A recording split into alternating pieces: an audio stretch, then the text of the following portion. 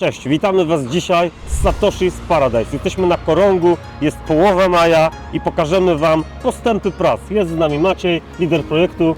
Cześć Maciej. Jednocześnie właściciel i inwestor. Zapraszamy na wycieczkę po Satoshi's Paradise. Satoshi Paradise to komplet 51 unitów w ekskluzywnym resorcie, który powstaje na naszych oczach.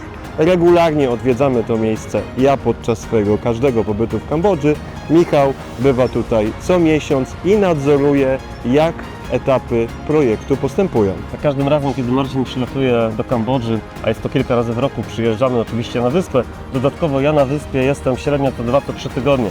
Także uważnie śledząc nasze media społecznościowe, macie tak naprawdę podgląd do wszystkich projektów. Dzisiaj koncentrujemy się na Satoshi, żeby pokazać Wam, w jak szybkim czasie nastąpił duży progres. A jest się czym pochwalić, więc zapraszamy do oglądania, do sprawdzania, co się dzieje na placu budowy. Kolejne unity są rezerwowane, więc jeżeli jesteście zainteresowani, odezwijcie się bezpośrednio do nas. Powiemy Wam, jakie unity jeszcze zostały, jakie są warunki finansowania i co czeka Was na miejscu.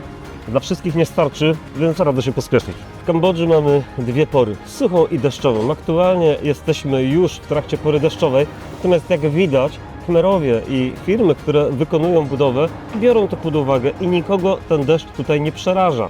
Także zobaczcie, prace zbrojenia są cały czas konstruowane, prace trwają, oglądajmy. A teraz porozmawiamy z Tomkiem, project managerem Satoshi Paradise. Powiedz nam, co już tutaj na budowie się wydarzyło, jak to funkcjonuje na co dzień i czy być może zaskoczyłbyś czymś naszych widzów. Zaskoczyć nie ma czym. Po prostu trzeba stwierdzić, że w sposób bardzo konsekwentny, zorganizowany i w miarę szybki jak na ten czas roku, gdzie zaczyna się już jako pora mokra, sprzyja nam póki co pogoda. Tempo robót jest co najmniej szybkie. Jesteśmy w tej chwili na terenie pierwszej fazy budowy, jeśli chodzi o roboty ziemne i fundamentowe. Jesteśmy w tym momencie na ukończeniu pierwszych 17 wykopów pod budynki. Fundamenty i stropy zerowe zamknął pierwszy etap budowy tego resortu. Do czego to służy? Te kamienie służą do stabilizowania gruntu pod stopami fundamentowymi. Wrzuca się to najpierw do wykopu, stabilizuje się tym dość lekki grunt, który jest pod spodem. Występuje tutaj woda gruntowa, która ten grunt upłynnia, robi się z tego taka kurzawka. Kamienie powodują to, że stabilnie na tym można oprzeć ramy do stóp fundamentowych, wrzucić potem to zbrojenie, zalać to betonem, dopięte do tego pręty zbrojeniowe kolumn nośnych budynków są super bazą do wystawienia pierwszego stropu na poziomie zero. A czy możesz powiedzieć, w którym miejscu teraz się znajdujemy, żebyśmy to zorientowali względem całego projektu? Na planie jest to tutaj, a to tutaj to jest pomiędzy budynkami 14, 15, 17 i 16. Ten najświeższy wykop za nami jest dla willi numer 16, po tej stronie budynek 17, który przy granicy zachodniej kończy pierwszą fazę projektu. Tutaj mamy budynek 14-15, to po naszej lewej stronie, to dla odmiany zakończa pierwszą fazę budynku po stronie południowej, a tam w tej chwili trwają prace wykopowe dla przedostatniego wykopu fazy pierwszej budynków 8-9. Czyli można powiedzieć, że pierwsze prace fundamentowe pierwszego etapu dobiegają do końca. Dokładnie tak. Dobrze, Tomek, mam pytanie odnośnie standardów budowy, standardów wykonania. Czy możesz powiedzieć więcej? Jak tutaj w Satoshi to wygląda? Satoshi Paradise jest to budowa, dzięki tutaj obecnemu właścicielowi tej firmy, która to inwestuje, tak, współwłaścicielowi, gdzie zostały narzucone podwyższone standardy, jeśli chodzi o wytrzymałość statyki i dynamiki konstrukcji budynków z racji tego, że mamy do czynienia tutaj z mało stabilnym gruntem, natomiast całość tej inwestycji skierowana jest do ludzi bardzo wymagających. Z racji tego właściciele firmy podjęli decyzję, że dołożą środków na to, aby konstrukcja tego, wykonawstwo tego było więcej niż pewne. Wydaje mi się, że lepszej rekomendacji dla jakości wykonywanych robót na tej budowie nie potrzeba. No, ja bym chciał dodać, że nad całością czuwa pracownia doktora Michała Dominczaka z Łodzi. Wszelkie standardy tu są zachowane. Dobrze, że wspomniałeś na ten temat, ponieważ ja od początku nadzorowania tej budowy określiłem swoje wymagania w stosunku do kierownictwa kmerskiego, kierownictwa budowy, co do konieczności dochowania zgodności wykonawstwa z projektem właśnie doktora Michała Dominczaka. Nie ma takiej możliwości, żeby zostało wykonane tutaj coś niezgodnie z jego projektem, który non-stop jest monitorowany online na dysku, który wspólnie z kmerami mamy dostępny. I między innymi takie podejście Macieja oraz jego wspólników było powodem, dla których zdecydowaliśmy się na współpracę, ponieważ w całej Kambodży są różne projekty, ale skupiamy się tylko na tych, które faktycznie prezentują wartości, które dowożą to, czego oczekują klienci. A jak rozwiązujecie kwestię betonu? Czy wyrabiacie go sami? Jest to jeden z trudniejszych elementów prowadzenia tej budowy, trudniejszych dla nich, dla wykonawcy, z racji tego, że cały transport materiałów do produkcji betonu, jak i sama produkcja betonu odbywa się tutaj na miejscu z konieczności.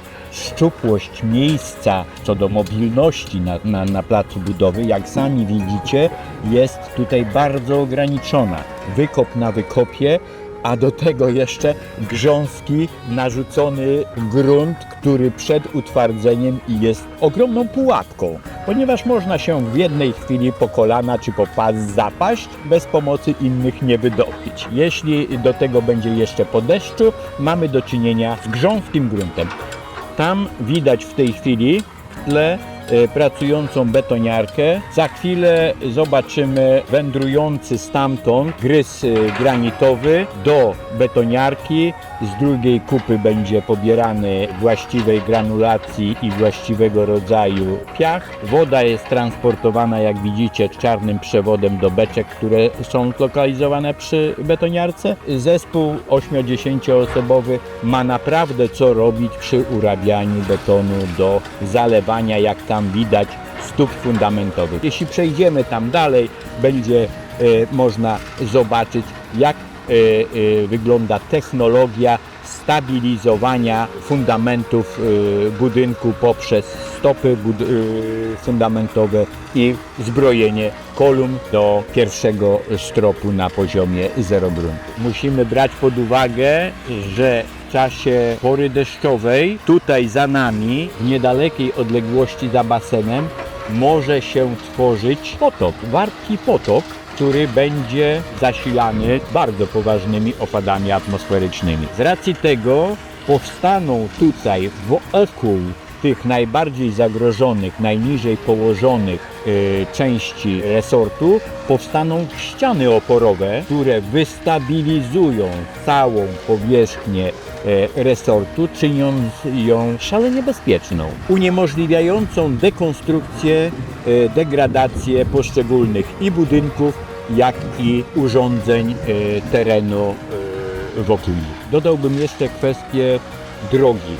Droga tutaj, ze względu na konfigurację terenu, musiała być wykonana na przynajmniej 2 etapy, jeśli nie 3. Pierwszy etap teraz, który mamy już za sobą, który funkcjonuje jako droga techniczna, dojazd do wszystkiego, dotarcie do wszystkiego, przede wszystkim sprzętem budowlanym, wymagała ogromnych nakładów pracy ziemnej po to, żeby chociażby jak w tej chwili podczas deszczu nie była rozmywana przez ciężki sprzęt.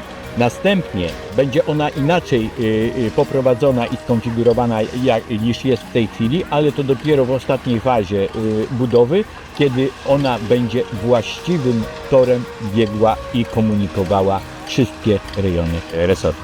Jesteśmy również bardzo zadowoleni z tego, że Kmerzy są otwarci na nas również pod kątem transferu nowych standardów, innych standardów budowania niż do tej pory miało to miejsce w Kambodży. Staramy się jak najwięcej zaimplementować tutaj standardów pochodzących z Europy, z Polski, dzięki czemu oni również, wydaje mi się, zyskują na tym, ponieważ ich robota może być lepszej jakości. Tym bardziej, że nasze wymagania nie są zbyt niskie, co na początku stawiało im pewne mentalne przeszkody do zrozumienia tego, dlaczego my chcemy tak drogo budować.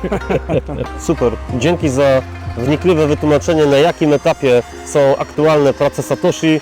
Dzięki Maciej za zaproszenie nas tutaj na budowę. Dzięki za przybycie. I feel better. I feel better. A teraz porozmawiamy z kimś bardzo ważnym na budowie. Rozmowa będzie po angielsku.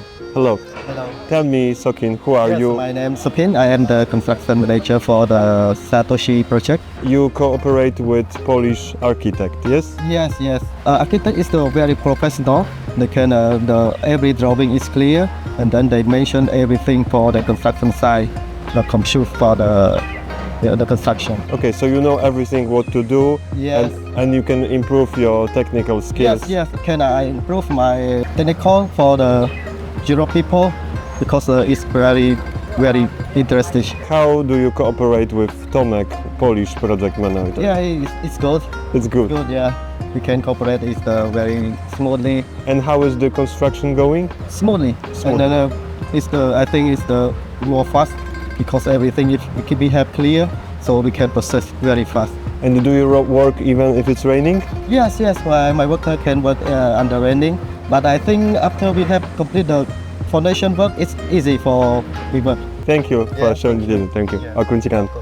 Po mojej prawej stronie najważniejsza osoba na tym etapie projektu, Mr. Meng, który odpowiada za zgodność realizacji z planem, który odpowiada za precyzję i dokładność. Powitajmy Mr. Meng. Hello, Mr. Meng, can you say a few words about the project? I am the engineer that control the whole project here. I always stay on the site every day. First of all, I am responsible for the location of the building that we need to be correctly 100% that it is on its place.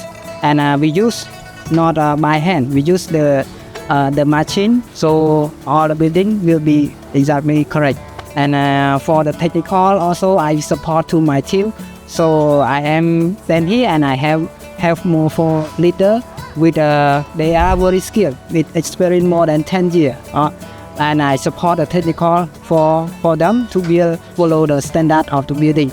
And I am very foreigner come to Cambodia, especially in this Korong, and I see the project come and develop like this. I'm very happy and I work with happy. Satoshi Paradise is the best project for me. When I see the design, I see the landscape and other building, I really like it. I can't wait to see. Big. Yeah, the big. Nice to hear that. Yeah. It's a really great feedback for all investors and founders of the project. So Yeah, and this is the biggest. I think it's the biggest project in the island.